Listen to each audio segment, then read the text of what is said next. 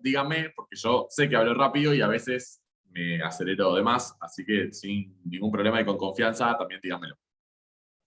Bueno, dicho esto, me interesa que hablemos de matrimonio, y como ustedes saben, el matrimonio en Argentina desde el año 2010 puede ser celebrado por personas del mismo o de distinto género. Esto que al principio todo el mundo estaba muy contento y enamorado, puede transformarse después en una ruptura, sea la causa que sea, no nos va a importar jurídicamente cuál es esa causa, como sucedía antes con el Código Civil derogado, donde uno tenía que ir a mostrar y a demostrarle a un juez o a una jueza que nunca vio en su vida, porque si sus razones eran suficientes encima para que el juez o jueza diga si te divorcio o no, no te divorcio, ¿no? Miren lo entrometido que era el Estado en la vida de las personas en este sentido, ¿no? Tener que ir a convencer a un otro que no te conoce, que nunca te vio, a ver si tus razones eran suficientes. Y hoy el Código Civil y Comercial ha claramente modificado esta visión, diciendo causas hay siempre, pero esas causas no tienen que ser jurídicas. Son afectivas, son dolores, son decisiones, no importa, pero no jurídicamente. Por lo cual no hay que ir a demostrar nada más que la intención de querer divorciarse.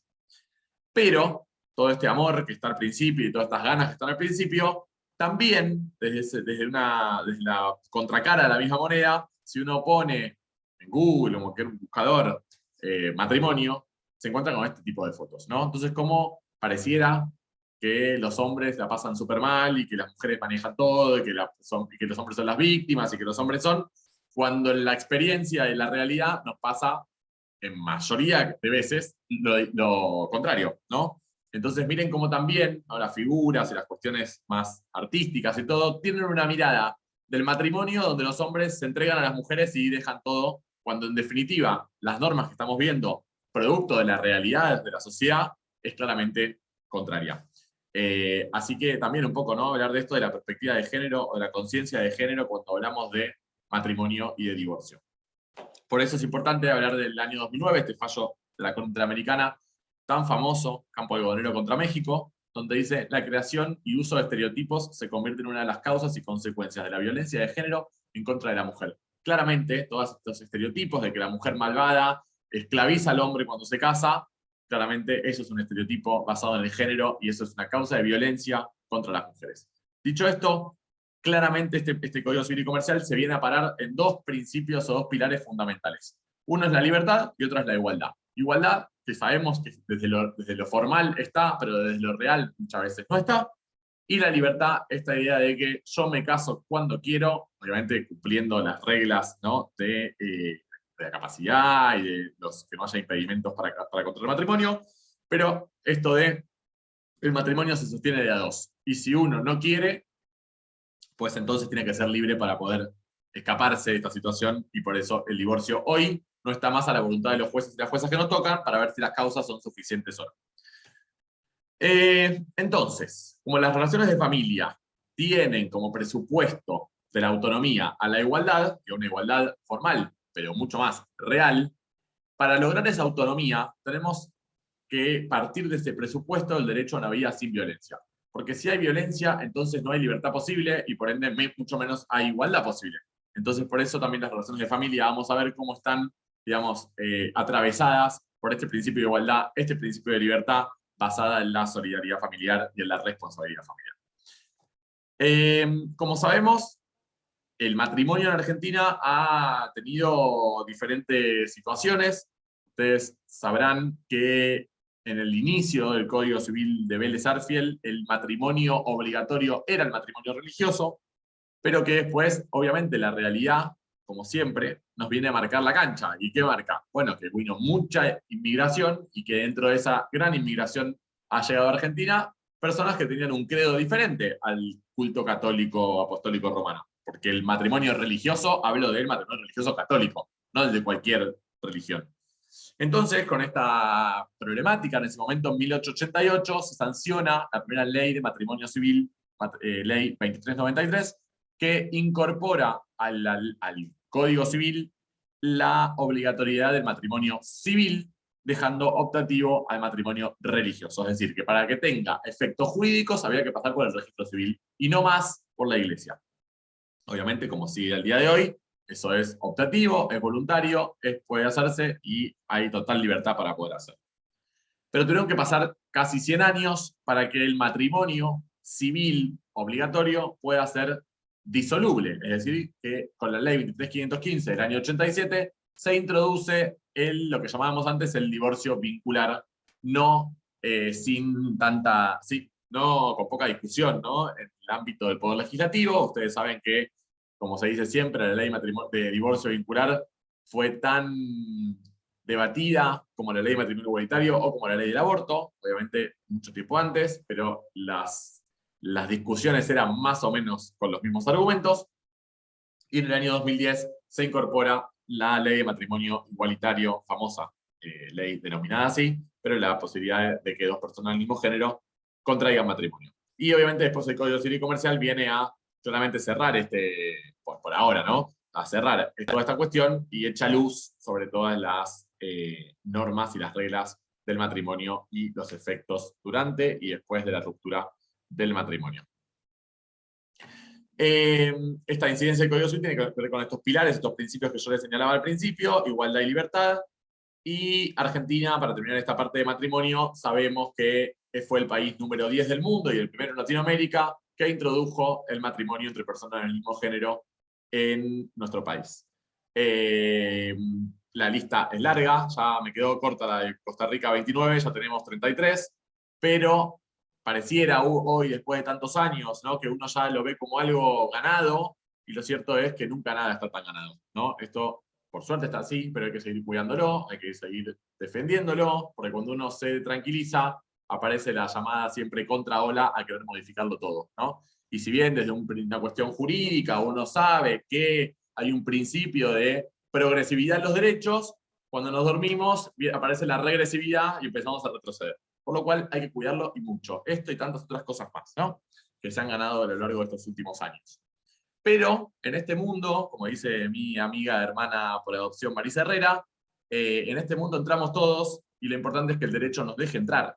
Y en este mundo, que somos muchos y somos muy diferentes, tenemos, al contrario de esto, muchos países donde tener una orientación sexual diferente a la heteronorma está penada con pena de muerte y con prisión perpetua. Por lo cual, miren lo importante de tener esto, lo importante de tener matrimonio igualitario, lo importante de tener un código civil basado en la igualdad y tantas otras luchas que se han dado para contrarrestar estas cuestiones que, si bien son países que tienen otra mirada religiosa, otra mirada cultural, lo cierto es que hay mucha gente que la pasa muy mal. Y uno a veces no termina de valorar todo lo que se ha logrado y todo lo que se ha ganado en este último tiempo.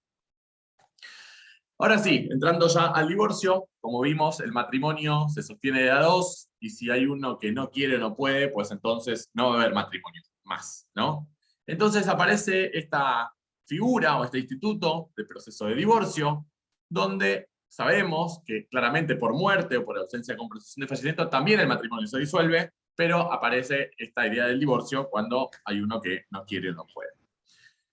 Y claramente esta mirada que yo les señalaba antes de que tenemos que ir a ver a un juez o una jueza que no nos conoce, que nunca nos vio la cara, para ver si nuestras razones eran suficientes para poder divorciarnos.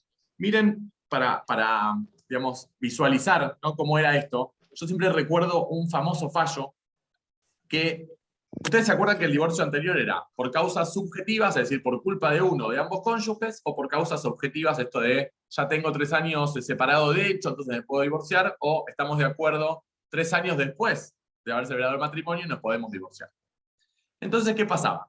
Uno iba a la justicia, y por eso me acuerdo de este fallo tan paradigmático para demostrar lo importante de esto, porque pareciera que cuando salió el Código Civil y Comercial había tantos temas tan importantes tratados que cuando uno se le preguntaba a los doctrinarios, a los juristas, decían, bueno, ¿cuáles son los temas más centrales que tuvo el Código Civil y Comercial? Y todos te dicen, bueno, técnicas de reproducción, el avance en la figura de la adopción, el avance en los contratos de consumo, el avance, tantos temas.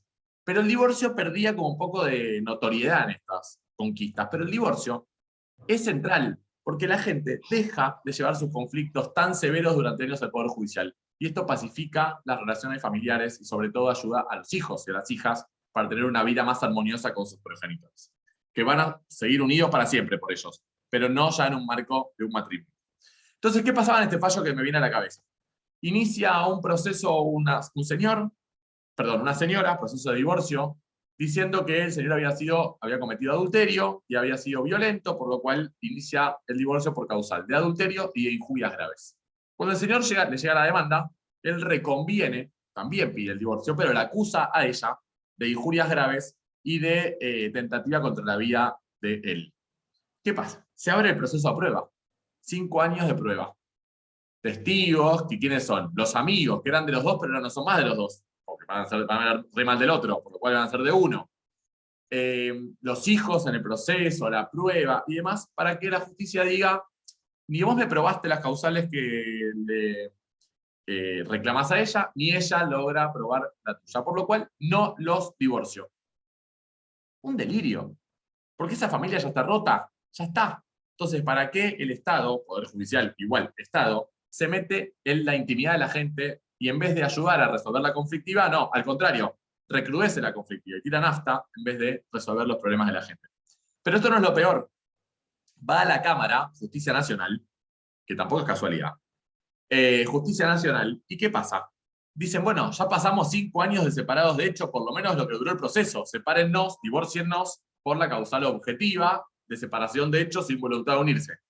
Y la Cámara le dice algo peor. No, ustedes no lo plantearon en la primera instancia, por lo cual si ustedes no lo plantearon, entonces tengo que confirmar la sentencia que no los divorció. Esa sentencia fue junio de 2015. Un mes después entró en vigencia el Código Civil y Comercial y esta gente inició un divorcio y en 10 días se divorció. Entonces miren lo importante de no tener que ir a la justicia a demostrar que no quiero seguir con el otro o con la otra. Pero este Código Civil y Comercial lo que va a venir a traer, que es lo fundamental, es imaginar la vida luego del dictado de la sentencia de divorcio.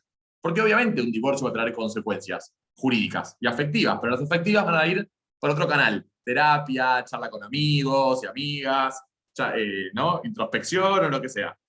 Pero lo que me importa a mí es lo jurídico. El divorcio no tiene que ser más contradictorio ni controvertido, porque así lo dice el Código Civil y Comercial. Puede ser iniciado por ambos en conjunto o por uno de ellos, y el otro se tendrá que notificar, se tendrá que anoticiar que el otro o la otra inició este proceso de divorcio, pero sí el código pone foco en los efectos jurídicos que va a generar esta ruptura de matrimonio. Es decir, va a pensar qué pasa con los hijos y las hijas, qué pasa con el ejercicio de la responsabilidad parental, qué pasa con los alimentos, qué pasa con la vivienda, qué pasa con los bienes, si corresponde o no corresponde compensación económica, y qué pasa con el apellido de la cónyuge que se va a divorciar, si lo puede seguir utilizando o no. Todas estas cuestiones es lo que le va a importar a la justicia, o que le va a importar a la ley. Pero vamos a ver cómo se llega a analizar toda esta cuestión. Primero, hay una cuestión central, que el código dice que el divorcio debe ser, ya no es más una demanda, no se debe poner inicio, demanda de, porque es una petición, no va a haber contradicción en este proceso, pero sí puede haber contradicción en los efectos. Entonces lo que incorpora el código es, bueno, el divorcio se puede iniciar por 1 o por 2, pero sí o sí, toda petición de divorcio debe ser acompañada por una propuesta que regule los efectos. Si este debe, es debe. Uno tiene que acompañar esta propuesta para que no se rechace la admisibilidad de esta petición de divorcio. ¿Por qué? Porque lo que nos importa es regular los efectos, es resolverlos lo más rápido posible, lo más pacíficamente posible, para evitar conflictos en esta familia. O evitarlos de manera lo más posible los conflictos. Entonces, hay que acompañar sí o sí con la petición una propuesta. Y esta propuesta puede convertirse en un acuerdo, porque si ambos están de acuerdo en estos puntos, entonces lo que va a haber no es una propuesta, sino que va a haber un convenio. Entonces, ¿qué va a hacer la justicia? Va a tener que divorciarlos, pero además homologar este convenio donde acordaron todas estas cuestiones que han acordado, entre ellos y sus abogados o abogadas. Pero puede pasar que este divorcio bilateral esté planteado obviamente por los dos, por eso es bilateral, que haya un convenio regulador en determinados temas, es decir, que por ejemplo hayan acordado el tema de los alimentos y la vivienda, pero no hayan acordado todo porque tienen un punto en discordancia en los bienes.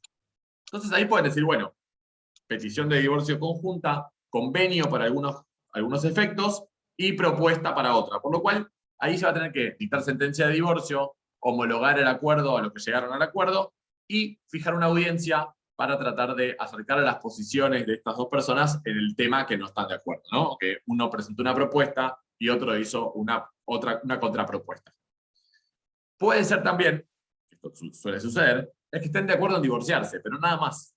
Entonces, cada uno va a presentar una propuesta distinta. Ella va a pedir de alimentos el 30% del sueldo para los hijos, él va a ofrecer el 15%.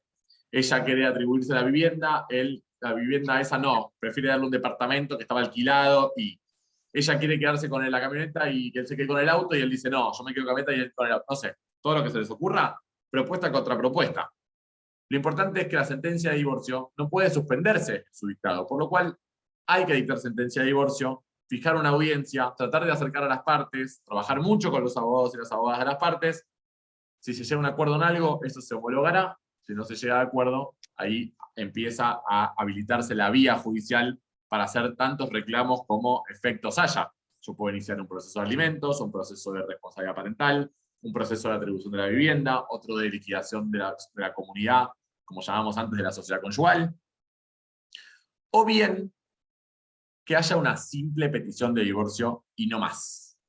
Ahora bien, si el 438 me dice que yo estoy obligado a acompañar una propuesta y yo no la acompaño, si no la acompaño me van a rechazar el pedido de admisibilidad de esta petición. Ahora bien, yo puedo poner en el escrito no acompaño propuesta porque, por ejemplo, no hay efectos para resolver. Por ejemplo, no sé, me ha pasado alguna vez que son personas que no tienen hijos, que no tienen bienes, que no tienen nada para resolver entre ellos, por lo cual es una simple petición.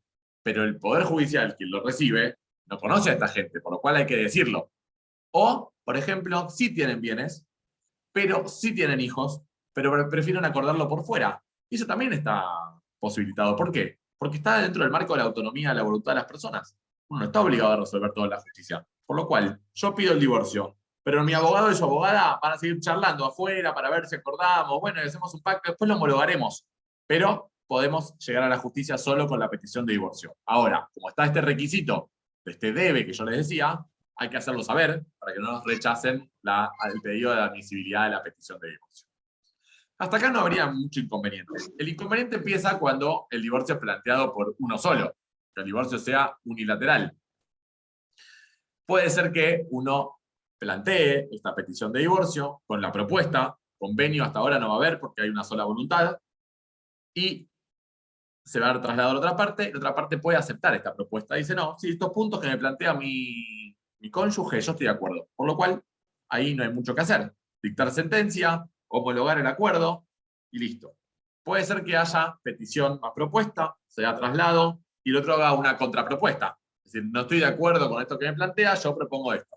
Por lo cual hay que haber sentencia y audiencia, para ver si llegan a un acuerdo, llegan a un arreglo en estos efectos. La otra opción es que haya petición y propuesta, traslado a la otra parte, y la otra parte nada, no está de acuerdo con la propuesta, por lo cual hay una negativa frente a la propuesta, así que ahí va a estar difícil acordar, así que sentencia de divorcio y quedará habilitada la vía incidental o procesal oportuna correspondiente que cada jurisdicción le parezca, porque además esto, al no haber código procesal de familia, se introducen las normas del proceso civil y comercial, por lo cual ahí también tenemos otro conflicto. Veremos si la legislatura bonaerense trata el proyecto de reforma del Código Civil y Comercial y de familia de la provincia de Buenos Aires, que sería algo muy bueno. Y la problemática puede llegar a venir en este cuarto supuesto, que haya una petición de divorcio unilateral, que se le dé traslado y que la otra parte guarde silencio.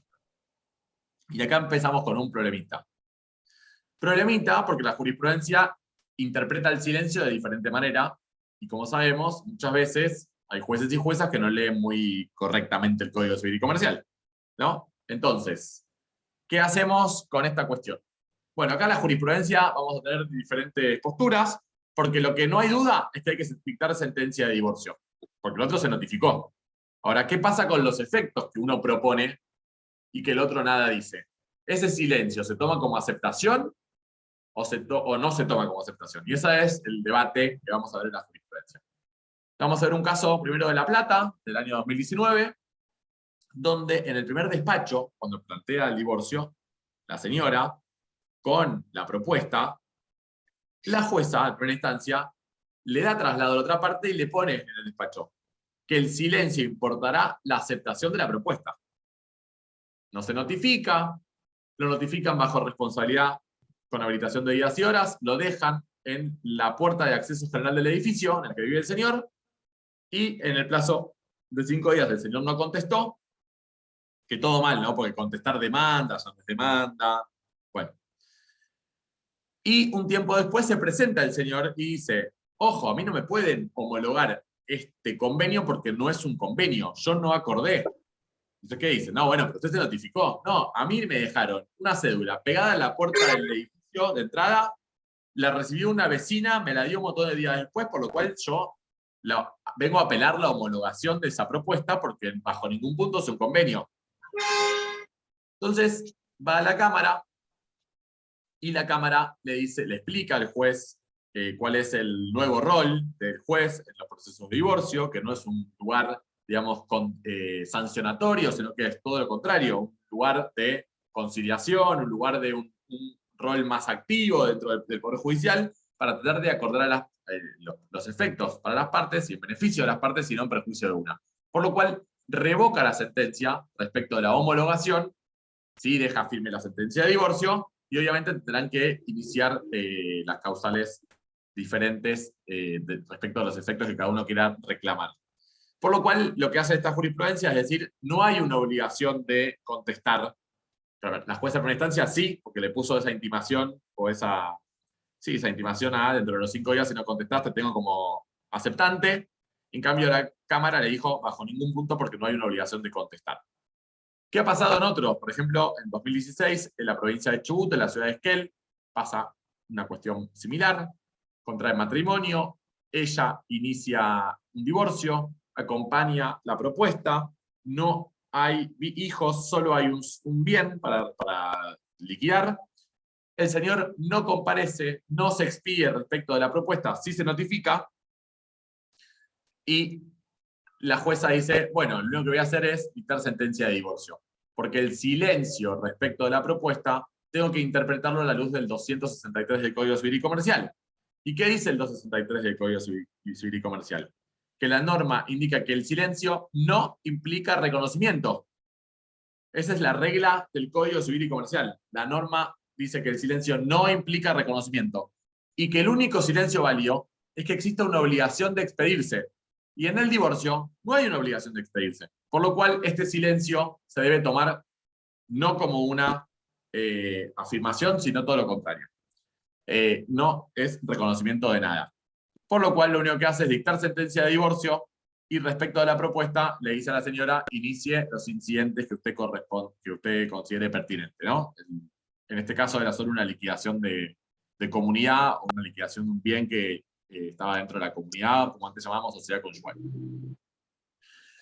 ¿Cuáles son los efectos del divorcio? Obviamente que el tema del silencio tiene que ver con el proceso, y los efectos los vamos a ver de manera enunciativa en el 439 del Código Civil y Comercial. Y acá, al inicio de la entrada en vigencia del Código, y aún antes de la entrada en vigencia del Código, hubo toda una discusión doctrinaria y jurisprudencial, ni hablar, respecto de este debe, del 439, ¿no? Porque el 438 dice debe y la petición debe acompañarse, por es un requisito de proponibilidad, digamos.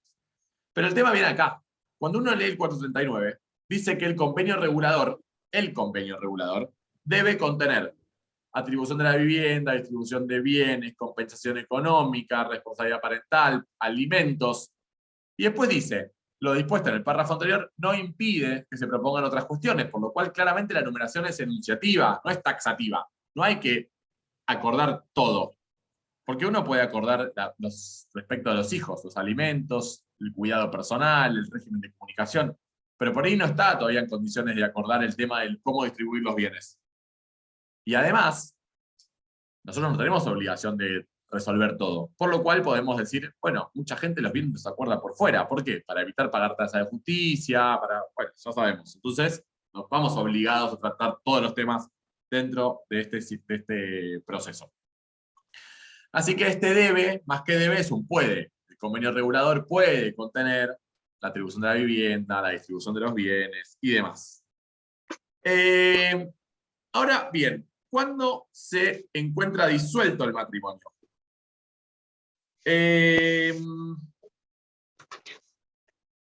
Acá tenemos un artículo que es como, ¿no? Algo muy novedoso que trae el código, y para mí es algo que está muy bueno, que viene a marcar algo que el Código Civil derogado decía, pero introduce algo nuevo. En este sentido es cuándo, a qué momento se retrotrae la sentencia de divorcio, y por ende, desde cuándo van a correr los efectos de este divorcio. Y el código, en el 480, lo viene y lo establece muy claramente. Si es un divorcio bilateral, los efectos retroactivos van a ser al momento de la presentación. ¿Por qué? Porque ambos están en conocimiento. Solicitó. ¿Sí? En cambio, si el divorcio es unilateral, al momento de la notificación de la petición al otro. Es decir, perdón, ¿alguien tiene el micrófono abierto o me está preguntando algo y no? No, si no se escucha. Se paró. Alberto, tenés abierto el micrófono. Tenés, Alberto. Alberto Ruiz. Alberto Ruiz, tenés el micrófono abierto. Perdón. No pasa, no hay ningún problema. Estamos en vivo, así que son los problemas del vivo, ¿verdad? No pasa nada. Bueno, entonces vuelvo. Si el divorcio es bilateral, al día de la presentación de la petición se retornan los efectos. ¿Por qué? Porque ambos contrayentes o ambos cónyuges conocen este divorcio desde ese momento. Si es unilateral, entonces va a ser al momento de la notificación del segundo. Uno inicia y el otro se entera con la notificación, por lo cual los efectos van a retrotraerse al momento de la notificación de la petición de divorcio. Y lo novedoso que trae este artículo es que dice que si hay una separación de hecho previa, entonces los efectos se van a retrotraer al momento de la separación de hecho. Esto es simple y claro. Yo me separé, me fui de mi casa en noviembre del 2018, se va a retrotraer ese momento. Ahora, el problema es si no están de acuerdo en la fecha de separación de hecho. Y es importante, porque vamos a ver qué genera esto. Si están de acuerdo ambos, no hay ninguna duda, va a ser esa fecha, nos separamos de hecho el 4 de diciembre del 2019 y está todo bien. Puede pasar que ninguno diga nada de la fecha de separación de hecho, o si hubo una separación de hecho previa, por lo cual ahí se aplica la regla del 480. Si es bilateral, momento de la presentación; si es unilateral, momento de la notificación de la petición. Ahora, si no están de acuerdo en la fecha de separación de hecho, uno dice tal día, otro dice tal otro, estamos en un problema. Porque hay que determinar esa fecha para ver qué pasa con los efectos, o con los, sobre todo con los bienes, que es lo único que nos va a importar, adquiridos entre la fecha de separación de hecho y la fecha del divorcio. Porque, si supónganse, yo digo que me separé de hecho el 10 de noviembre del 2017.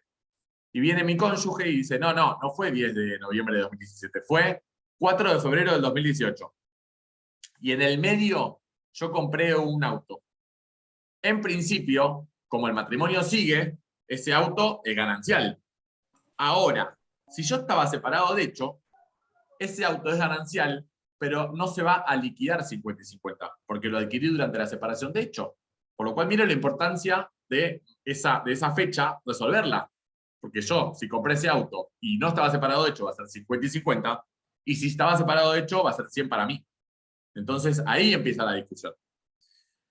El código no lo resuelve, lo va a resolver la jurisprudencia, y la jurisprudencia lo que viene a marcar es, y la doctrina ni hablar, es que si se retrotrae los efectos al momento de la fecha que denunció el que peticionó el divorcio, y esa fecha es beneficiosa para él y perjudicial para el otro, esto es injusto, porque por ahí está mintiendo en beneficio de, y el otro nada dijo, por ejemplo.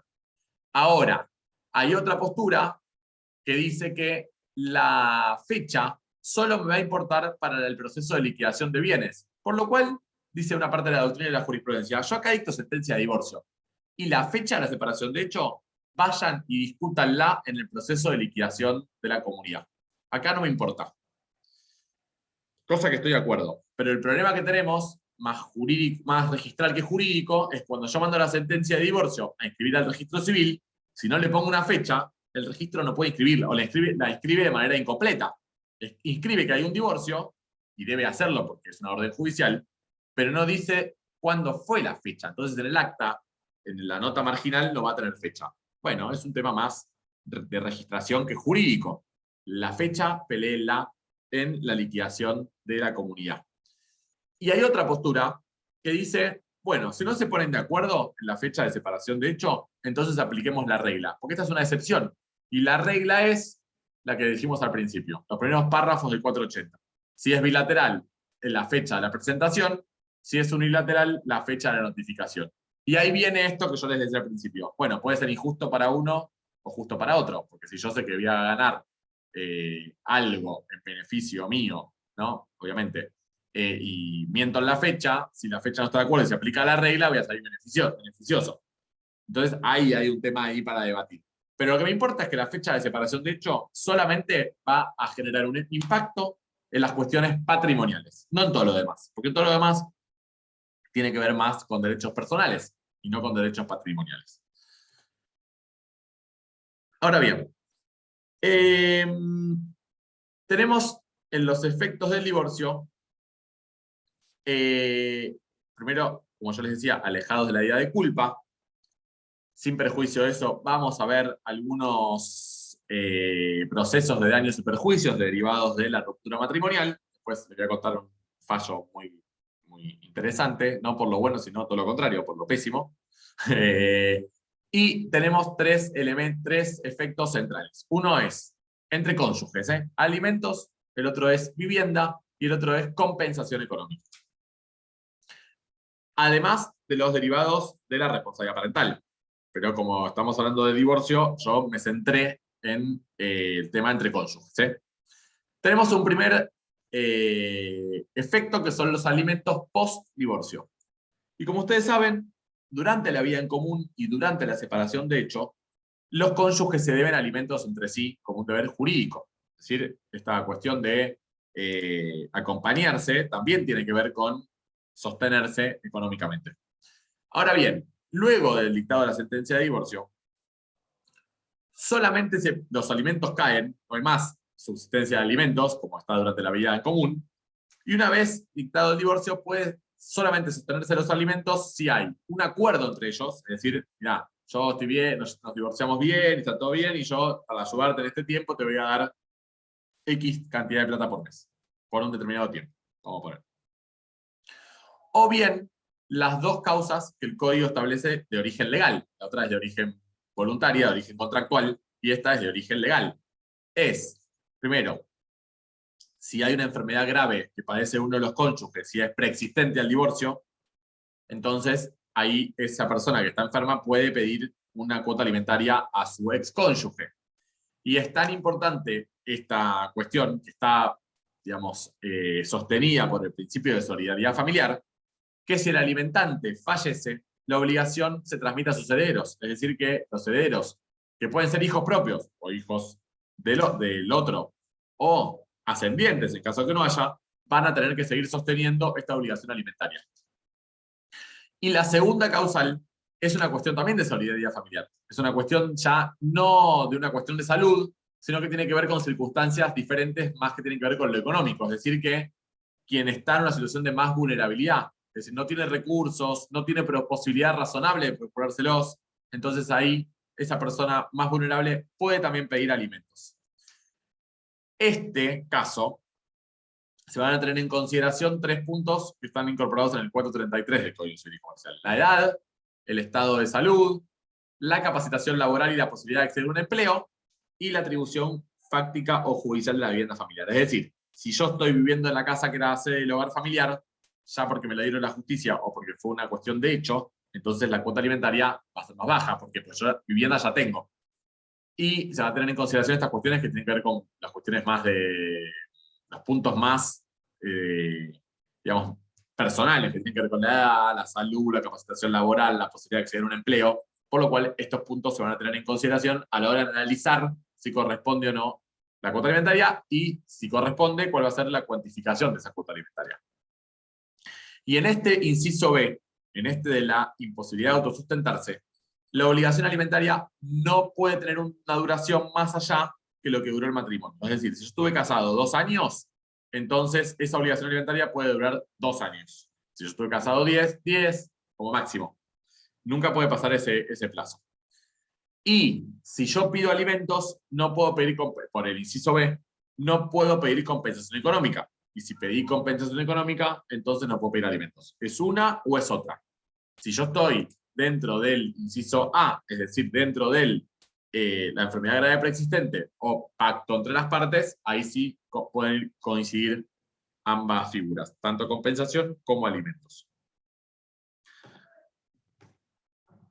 Y, perdón, los alimentos cesan por las causales que da también el código, y 434, y el que más trae problemas en algún punto, o debates, porque si contrae matrimonio con otra persona, si viene una unión convivencial, si fallece uno u otro, eso está claro que cesa. Ahora, el punto 1 es el que me interesa que podamos debatir en un ratito, que es si desaparece la causa que motivó esos alimentos. Acuérdense de esto. Hay un caso de alimentos postdivorcio que tiene que ver con un supuesto de enfermedad grave preexistente. Este es un caso de un matrimonio que estaban separados, divorciándose, que él tiene una enfermedad que es bastante grave, que se llama acromegalia, que ella tenía una prepaga y él estaba afiliado por ser el cónyuge a esa prepaga, y que habían acordado verbalmente que lo mantenía por esta cuestión de la enfermedad. Pero dice la señora que lo desafilió por consejo de sus abogados, por lo cual el señor se queda sin prepaga en esta situación de enfermedad. Entonces inician los alimentos. Alimentos que a primera instancia le da 4.000 pesos mensuales y que ambos apelan. Él apela porque dice que esto es insuficiente, que no puede pagar la prepaga, y ella apela porque dice que el señor puede trabajar y puede procurarse los medios, y dice que además el monto es alto. Este señor tiene una enfermedad grave preexistente al divorcio, por lo cual se daba el presupuesto del inciso A del artículo 434. Pero vamos a ver la situación de la señora. Primero, que la enfermedad está aprobada, por lo cual, y que era preexistente, así que el derecho del señor existía, la normativa. Pero vamos a analizar si la capacidad económica de la alimentante correspondía con esta cuota alimentaria. ¿Y qué queda acreditado? Que la señora tenía varios campos en provincia de Buenos Aires, que tenía una vivienda en el barrio de La Recoleta, que tiene un resumen bancario con un panorama del modo de vida muy alto, porque tenía cargos en la cuenta bancaria, en restaurantes de gran categoría. También había comprado ropa en Europa, en Estados Unidos, en Australia, pero no en cualquier lado, no en H&M o en Zara, sino que había comprado en Chanel, en Escada, por lo cual había gastado miles de dólares en ropa. Por lo cual, dice la sentencia, no hay razón jurídica ni ética para que no asuma el deber de solidaridad que le corresponde con su ex marido. Por lo cual le suben el monto de la cuota alimentaria. Ahora bien, vamos a ver el otro caso de alimentos, que es más controvertido. Por un lado, tenemos que antes de la entrada en vigencia del Código Civil, ustedes saben, hubo obviamente muchos divorcios, algunos por culpa, y ser un divorcio por culpa lo que traía aparejado era que el inocente recibía una cuota alimentaria en su favor por parte del cónyuge culpable. ¿Por qué? Porque esto era una sanción que el código determinaba a favor del inocente en contra del culpable. Es decir, que el culpable pagaba alimentos. La discusión es qué pasa ahora con esos alimentos cuando la culpa desaparece del Código Civil y Comercial. Y la otra cuestión es qué pasa con los convenios que la gente había llevado a cabo antes de la entrada en vigencia del código para sostener alimentos entre ellos. ¿Siguen valiendo esos convenios o cesaron por la entrada en vigencia, de puro derecho por la entrada en vigencia del Código Civil y Comercial? Entonces, vamos al primer punto. Alimentos del cónyuge inocente. Acá se dio un caso muy interesante donde un señor que había sido declarado culpable en el proceso de divorcio y la señora inocente tenía como beneficio recibir 10.000 pesos mensuales por su ex cónyuge. El señor pagó y pagó.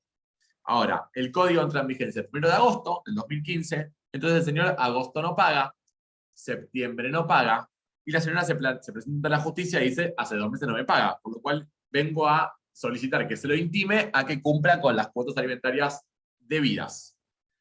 ¿Qué hace la jueza en primera instancia? Justicia Nacional dice, intímese al señor a que pague, y el señor se presenta y dice, yo no tengo que pagar más. Porque, tal como dice el Código Civil y Comercial, en las causas de cese de alimentos dice, cesan los alimentos si desaparece la causa que la motivó. Y la causa que motivó esos alimentos es la culpa en los divorcios. Y ahora que no existe más la culpa, entonces desapareció esa causal. ¿Qué dice la jueza de primera instancia? Bajo ningún punto de vista se deben mantener estos alimentos. ¿Por qué? Porque la sentencia de divorcio es cosa juzgada, es sentencia firme, por lo cual la culpa no puede desaparecer. Entonces debe pagarle los alimentos a la cónyuge inocente. El señor apela y la Cámara, a mi criterio, con buen tino, dice, bajo ningún punto se debe mantener esa obligación alimentaria. ¿Por qué? Porque cuando hablamos de alimentos, nunca hay sentencia firme, porque hablamos de obligaciones que son periódicas. En ese criterio, si no, no podríamos nunca en los alimentos pedir el aumento o la disminución. Sin embargo, eso está permitido, o el cese, porque son obligaciones periódicas que se van, digamos, pasando mes a mes. Entonces, lo que dice la Cámara es, hasta el 31 de julio se aplicaba el Código Viejo. Ahora bien, a partir del 1 de agosto entra en vigencia el Código, entonces hay que aplicar la nueva ley, porque son relaciones jurídicas que son periódicas, y a esas nuevas relaciones jurídicas se tiene que aplicar el Código nuevo. Y si no hay culpa en el divorcio, en el Código nuevo, entonces el señor no debe alimentos. En ese sentido, se revoca la sentencia y le dice al señor, señor, usted queda exento de pagar a partir del 1 de agosto de 2015. Cosa que coincido, pero que obviamente, como todo, siempre es debatible. Estamos en el derecho, así que de derecho todo es debatible. Estas son las dos posturas muy marcadas. En cambio, los alimentos convenidos, acá no rige el Código Civil y Comercial, acá rige lo contractual, la voluntad de las partes. Y si no pusieron fecha de corte, pues entonces el convenio sigue. Ahora bien, hay un planteo, te lo paso porque ya estuvimos charlando, hay un planteo que se analiza, de Lomas de Zamora, que se analiza de manera diferente. Y me parece que es algo novedoso y me parece que está bien. Este es un proceso de divorcio que se había iniciado en 1995 por presentación conjunta, hacen un acuerdo de todos los efectos, y en esos efectos se acuerda que el señor le va a pagar el 10% de su sueldo a la señora, luego del divorcio. Desde el 95. Pasaron 27 años, 2005, 2015, 27 años, en ese momento, perdón, vamos a poner 22 años, y el señor pide el cese de la cuota alimentaria. Dice, yo ya no puedo pagar más, hace 22 años vengo pagando. Y el juez de primera instancia le dice, no hay lugar, usted se aplica el convenio dice que usted tiene que pagar, no le puso el límite temporal, entonces tiene que seguir. Apela el señor y dice, ya no doy más. Entonces la Cámara lo que hace es analizar, dice, bueno, vamos a analizar la situación para ver si se puede cesar o no, la situación de la alimentada. La alimentada, ¿necesita estos alimentos? Entonces dice, bueno, vamos a ver qué pasa. Dice, las partes celebraron este convenio, el señor se obligó a pagar.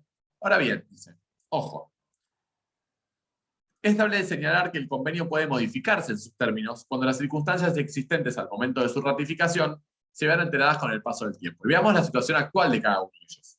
Dice, desde el momento en que se ha firmado el convenio, la demandada se ha graduado como contadora pública, se desempeña como tal en el ejercicio libre de la profesión, se compró un auto, lo vendió, se compró un modelo nuevo, es titular y o cotitular de 6 propiedades, todas adquiridas con posterioridad al divorcio, por lo cual ella había mejorado su situación económica.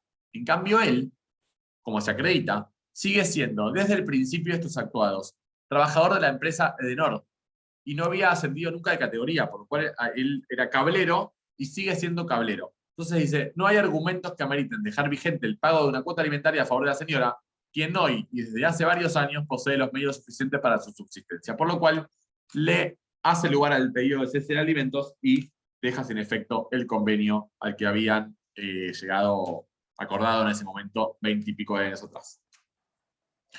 Otro de los efectos es la vivienda, atribución de la vivienda. Acá no importa el carácter del bien, puede ser propio o ganancial, o en condominio, o lo que sea. Acá cualquiera de las partes puede pedir que se le atribuya la vivienda. ¿Y qué se va a tener en consideración para atribuirlo a uno o a otro? ¿A quién se le acreditó, o se le atribuyó el cuidado de los hijos? ¿Quién está en una situación económica más desventajosa para proveerse una vivienda? El estado de salud y edad de los cónyuges. Y también incorpora este inciso D, que es los intereses de otras personas en el grupo familiar. Es decir, yo tengo, por ejemplo, vivo en mi casa con mi esposa, con mi esposo, mis hijos y mi suegro tiene una discapacidad porque es avanzada de edad y es ciego, por ejemplo, estoy pensando en un caso de la jurisprudencia, dice, bueno, y los chicos tienen 16 y 17 años, dice, ¿para quién es más problemático mudarse? ¿Para los pibes adolescentes o para la persona con discapacidad que hace 20 años vive ahí, no ve y ya está acostumbrado a moverse libremente de esa casa porque la conoce? Claramente la más vulnerable es este señor adulto mayor que no tiene visión. Entonces, en ese sentido, también se tiene en consideración quiénes integran el grupo familiar y quién va a quedar a cargo de esas personas que tienen mayor vulnerabilidad para atribuir a uno o a otro la vivienda familiar. Y claramente la otra parte puede pedir a favor suyo una renta compensatoria, puede también pedir que el inmueble no sea enajenado y puede además pedir que no sea partido ni liquidado durante el plazo que dure la atribución de la vivienda familiar. Y esto también se amplía a las viviendas que están alquiladas. Es decir, yo tengo mi ex cónyuge y nuestra vivienda familiar era un departamento que estaba alquilado, yo firmé el contrato, pero pueden atribuirle la vivienda a él o a ella, mi ex cónyuge. ¿Por qué? Porque están estos presupuestos que se establece, está en condiciones de solicitarla. Ahora, yo estoy obligado a seguir pagando el contrato, obviamente, y se mantienen también las garantías que se constituyeron en el contrato. Todo esto hasta el vencimiento de ese contrato. Una vez que se vence, la persona que vive ahí deberá hacer uno nuevo y ahí o en cualquier otro lado, ¿no? Pero hasta ese momento se sostiene. Y cesa también por un cumplimiento del plazo que se fijó, por el cambio de circunstancias que se tuvieron en cuenta para la fijación, o por causales de indignidad previstas en materia sucesoria, ahí bien taxativo en la parte de sucesiones las causales de indignidad. Y la cuestión última, central, ¿y por qué central? Porque es algo muy novedoso, se introduce la figura de la compensación económica. ¿Qué es la compensación económica? Es que se da tanto en divorcio como en cese de la unión convivencial. Es esta compensación o este derecho que tiene el cónyuge a quien el divorcio le produjo un desequilibrio manifiesto en su situación y que esa situación signifique un empeoramiento, entonces puede pedir este derecho a una compensación de carácter económico. Y esto está claramente, como se dice siempre, tiene cara de mujer. ¿Y por qué tiene cara de mujer? Porque está claramente parte de una mirada de perspectiva de género. ¿Por qué? Porque está pensado en la cantidad de innumerables casos de matrimonio donde los roles se habían, digamos, repartido de una manera culturalmente impuesta, es decir, la mujer en la casa y con los hijos y el señor a trabajar, y una vez producido el divorcio, la señora queda pampa y la vía, porque además los bienes están a nombre de él, las acciones de la sociedad están a nombre de él, y ella no tiene otra forma que tiene una, por ejemplo, edad de 50 años. Introducirse al mercado laboral a esa edad es complejo, por lo cual va a estar en una situación claramente desventajosa. Pero todo esto hay que partir de esta mirada de que vamos a ver como una especie de foto, ¿no? ¿Cómo llegué yo al matrimonio y cómo me voy del matrimonio? Esto se ve un montón muy claro. Ella llegó estudiando enfermería, o estudiando medicina, vamos a poner. Y él llegó estudiando derecho. Como ella queda embarazada, entonces deja medicina, y él se recibe de abogado, y se pone un estudio jurídico. Ya ahí partimos de una mirada de que en pos de la familia, ella dejó y él no dejó. Que además, él tiene un consultorio, perdón, un estudio. Entonces ella, que ya dejó su carrera, va a trabajar en el estudio jurídico él, manejando la agenda y atendiendo el teléfono, por lo cual no tiene un trabajo, pero favorece a que él tenga un estudio más organizado, porque no tiene un contrato de trabajo, porque los cónyuges entre sí no pueden contratar, por lo cual no tiene un contrato laboral. Entonces, ella trabajó 20 años en el estudio jurídico, se divorcian y además se queda sin trabajo, por lo cual no tiene nada, no va a ser difícil que consiga laburo con la determinada que tenga, su estado de salud puede ser, digo, un montón de cuestiones. ¿Cuál es la dedicación que yo le brindé a la familia y a la educación de los hijos? ¿Cuál es la capacitación laboral que tengo y la posibilidad de acceder a un empleo? Esto va a estar también, digamos, cruzado con la edad, el estado de salud y demás. Esto que yo les decía, las colaboraciones prestadas, la atribución de la vivienda, todo esto se va a tener en cuenta para si procede la compensación económica y si se procede, cómo se cuantifica. Y lo que tiene también es que esta acción puede reclamarse 6 meses después de haberse dictado la sentencia de divorcio y que haya quedado firme, notificada, ¿no? Una vez que se vence ese plazo, entonces eso ya no se puede reclamar. Me interesa que veamos cómo se cuantifica, que en realidad es lo más discutido de todo esto, que algunas personas, algunos jueces y juezas toman métodos más objetivos, hacen fórmulas matemáticas y calculan, otros toman criterios más subjetivos y ponderan las circunstancias, y otros hacen como una especie de método mixto, es decir, bueno, tomo datos objetivos y después los pondero con las circunstancias. Y me parece que son herramientas, el código no dice cómo, y por ejemplo vamos a ver un caso, por ejemplo, donde acá lo que hace es, miren, dice, a los fines de obtener un monto sobre el cual aplicar las pautas subjetivas que se desprenden del caso del análisis, tomaré el salario vigente para un empleado de comercio. ¿Por qué? Porque la señora era trabajadora en una zapatería, es decir, era empleada de comercio, renunció al trabajo para ayudar al señor en su empresa, se divorcian y ella queda en papá y la vida. Entonces, toma en consideración si ella hubiese seguido trabajando ahí, ¿cuánto ganaría? 27.000 pesos. Entonces dice, teniendo en cuenta que era la actividad que la peticionante de autos desarrollaba con anterioridad al matrimonio, esa suma será multiplicada por los meses que las partes estuvieron casadas, 155 meses. Imagínense el número que da.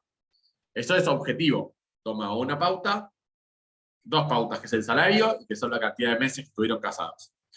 Pero sobre dicho monto, empieza a tomar criterio subjetivo, empieza a valorar las circunstancias de cada una de las partes. Entonces dice, bueno, empiezo a mermar ese número que me da 8 millones. O 6 millones. Empiezo a bajar. Entonces tomo nada más, dice, el 20% de lo que me da este número. Por lo cual, creo que eran 900.000 pesos. Ahí está.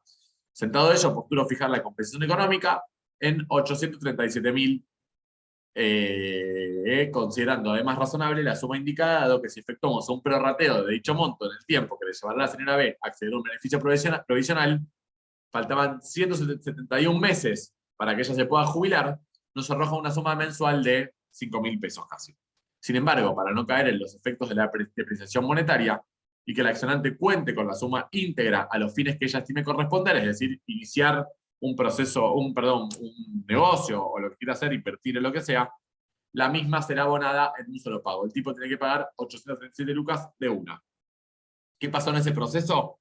Terminaron acordando después de la sentencia 3 cuotas de 300.000, es decir, se sumó 60 y pico mil pesos más, pero en 3 cuotas de 300.000 para que sea posible que el señor pueda cumplir con esta sentencia.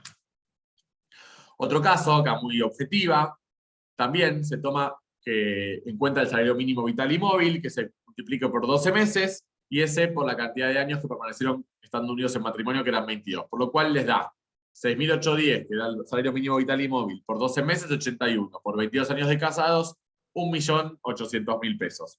Por lo cual, ¿qué hace la jueza? Dice, yo acá tomo nada más el 10% del total, por lo cual me va a dar mucho menos.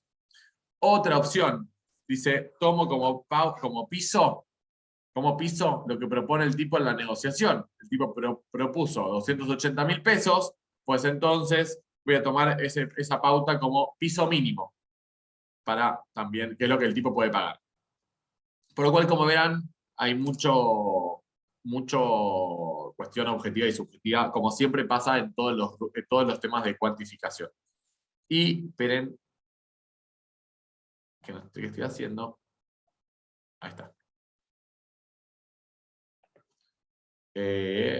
No los veo, pero no sé qué dice.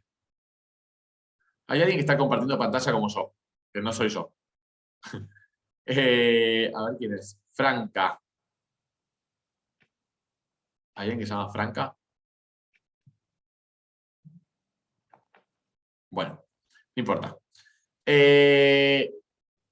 Y otra cuestión, que no lo puse en el Power, pero se los cuento, es el tema de daños y perjuicios. También ahí hay posibilidad de reclamar daños y perjuicios por ejemplo, violencia de género, ¿no? Uno sufrió o una sufrió violencia de género durante el matrimonio, hay casos en que se inicia daños y perjuicios y obviamente demostrando el daño, sea, por supuesto, la responsabilidad civil, se ha hecho lugar. Pero no todo vale los daños y perjuicios. Por ejemplo, hay un famoso caso de La Pampa donde se reclama daño moral por el incumplimiento del deber de fidelidad, y la primera instancia dice no al lugar, la Cámara dice sí al lugar, y el Tribunal Superior de Justicia de la provincia de La Pampa dice no al lugar. ¿Cuáles son los argumentos de cada uno? Primera instancia dice no al lugar porque es un deber moral, el de fidelidad. La Cámara dice es un deber moral, entonces se puede reclamar daño moral. Y la Corte de La Pampa le dice no, de ninguna manera, para demostrar la posibilidad de ser indemnizado por daños y perjuicios, es demostrar los 4 presupuestos de la responsabilidad civil. Y uno es la antijuridicidad. Si no hay un proceso, un hecho antijurídico, entonces no hay posibilidad de daños y perjuicios. Y el deber de fidelidad, dice, no es un incumplimiento de un deber jurídico, es un incumplimiento de un deber moral, porque así lo dice el 431, por lo cual no corresponde a daños y perjuicios producto de el deber de fidelidad vulnerado o violentado o como sea. Es decir, que otro u otra se haya ido con un tercero. Bueno, dicho esto, por mi parte, nada más. Muchas gracias. A ver si alguien tiene alguna pregunta, algo. Algo. Acá veo, Gabriela está preguntando, si están separados de hecho y hay un bien registrable, es ganancial. Pero ¿por qué no se distribuiría en un 50 cada uno? Bien, el bien se califica como ganancial, pero no se distribuye 50-50 porque fue adquirido luego de la separación de hecho. ¿Qué dice el código? Que si hay separación de hecho, entonces no hay más vida en común. Entonces, si bien se califica de ganancial, el otro no tiene derecho a participar de ese 50% restante, sino que es todo de la persona que lo adquirió. Así lo dice, lo resuelve el Código Civil y comercial en este tema. A ver si Franca deja de compartir pantalla, así nos podemos ver. Yo no veo quién es.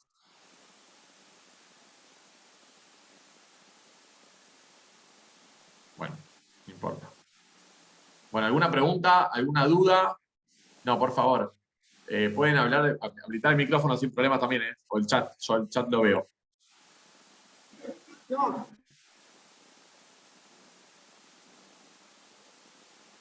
Marcela dice, ahí solo queda discutir la fecha de separación o divorcio. Exacto. Lo que tenés que ir por eso una parte de la doctrina dice, vayan a discutirlo en el proceso de liquidación de bienes, porque en realidad la fecha solamente me va a traer o a discurrir en la liquidación de la comunidad, por lo cual vayan a discutirlo allá. Yo no voy a... Ahí está, gracias. Yo no voy a suspender el dictado de sentencia de divorcio porque no haya fecha. Yo le pongo cualquier fecha, o no le pongo fecha, mando a escribir el divorcio, quedará sin fecha, y después la separación de hecho vamos a discutirla en el proceso de liquidación, que es donde corresponde. Doctora Castaño, ¿cómo le va? Bueno, activé el audio. Muy bien, mejor.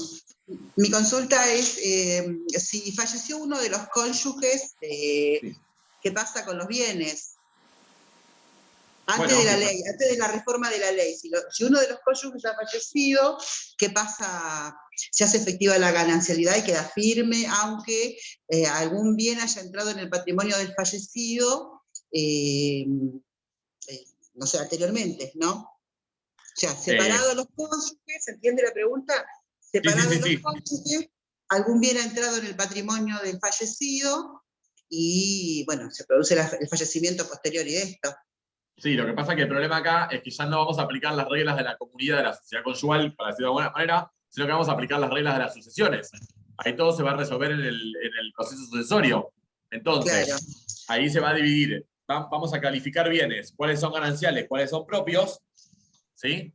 Y, Sí. y se van a liquidar en la sucesión. Los gananciales, la cónyuge, el cónyuge sobreviviente va a Sí. retirar su 50%, y el otro 50% se va a dividir entre los herederos. Claro, y los bienes claro. propios, la cónyuge o el cónyuge hereda como si fuese un hijo más, es decir, hay 2 hijos, y la cónyuge dividido 3. Pero Bien. sí lo que vamos a analizar acá, por lo que vos me señalabas, es que si murió durante la vigencia del Código Civil derogado, se van a aplicar las reglas del Código Civil derogado, porque la muerte es la que pone fin a la situación. Entonces ahí Seguro. ya eso, de hecho y demás no nos va a importar. Perfecto, contestada la pregunta. Me alegro. Gracias. No, por favor. ¿Alguna pregunta, Bueno, alguna duda? Eso quería preguntar también. Igual les recordamos a los asistentes que pueden hacer las preguntas o mandar una pregunta por correo electrónico y lo comprometemos al doctor Notrica a que las conteste. Obvio. Y de paso No, sí, no tengo problema. a la asociación. No, pero un placerazo sería. Aparte así dejamos de hacer cosas virtuales, ¿no? Y nos vemos las caras. Ay, sí, por favor. ¿A esta altura? Sí. Pero bueno, no, sí. Obviamente, yo siempre digo, tiene sus beneficios y, ¿no? y sus pros y sus contras, como se dice. Esto nos ayuda a que estamos laburando y es un ratito y qué sé yo. Pero también se extraña esto, ¿no? La charla del cafecito, del vernos y contarnos algunas historias. Que siempre en persona se hace más fácil que en la computadora. Ahí la doctora Nigro, Marce, ¿cómo va? Pregunta, ¿solo queda discutir la fecha de...? No, es una acotación. No, eso ya está. Simplemente agradecí, saludé y puse unas manitos de aplausos. Gracias, Marcela, gracias. Ahora tengo a Alicia. La pregunta es, Alicia. Dice, en el caso de compensación económica, para su valoración y procedencia, ¿es relevante la duración del matrimonio? Sí, es relevante. Es relevante. Y tiene que ver con esto que vos señalás en la pregunta. Es decir, si duró 18 meses, bueno, yo no voy a pagar después de 10 años de compensación económica, si estuve casado 1 año y medio. Va a también a ponderarse la cantidad de años que duró el matrimonio. Como una causa más, como un supuesto más, pero sí se va a tener en consideración. Sería injusto para el que paga si es poco, o para el que recibe si fue mucho, ¿no? Porque digo, vos puedes estar casado 18 años y te pagan 3 meses nada más. Bueno, ahí sería injusto para la persona que recibe. Claro. Del otro lado, como vos señalás, 18 meses y me haces pagar 7 años, sería injusto para el que paga. Habrá que ver, digo, ¿no? Pero sí es una pauta que se debe tener en consideración. ¿Hay un máximo para la compensación económica? ¿En qué sentido? ¿Máximo de qué? ¿Plata? No. De tiempo, lo que duró el matrimonio. Si duró 10 años, 10 años. Así, igual que los alimentos. Pero de plata no. De hecho, hay sentencias una sentencia, me acuerdo, que salió en todos los medios, de 9 millones, o 10, no me acuerdo cuánto era, millones de pesos. Era un montón, pero era un tipo que tenía unas mega empresas, que ya había quedado cuidando a los pibes, y que él se pudo desarrollar un montón porque ya estaba, digamos, colaborando en las tareas domésticas, ¿no? Y bueno, él había hecho mucho, y ella había quedado sin nada. Aparte estaba todo a nombre de la sociedad, porque estaba todo también, digamos, tapado, ¿no? Con este velo societario que no se corre muchas veces. De tiempo, sí, lo que duró el matrimonio. Bueno, igual les recordamos que podemos compartir el Power, ¿no? Sí, yo te los mando a vos, a Marina, y lo comparten sin ningún problema. Y les pongo acá mi mail, cualquier problema, cualquier pregunta, cualquier cosa que quieran, no preguntarme, sino también contarme, porque a veces uno tiene un fallo que, che, a mí me salió esto, ¿no? Bueno, también de este intercambio siempre sale algo copado. Así que, nada, bienvenido sea todo. Bueno, muchas gracias, Federico, muchas gracias a los que participaron y nos veremos. Bueno, desde la asociación los invitamos al encuentro en principio, la otra semana, el 29 y el 31. Después les vamos a indicar bien cuáles son las temáticas. Gracias, Fede. Gracias a ustedes. Gracias. Gracias, Mariana, gracias, Marina, gracias, Miguel, que ahí lo veo también. Bueno, a todos, un placer. Y ya saben que cuentan conmigo para lo que sea. Muchas gracias. Bueno, nos vemos pronto. Chau. Suerte. Chau. Chau, chau.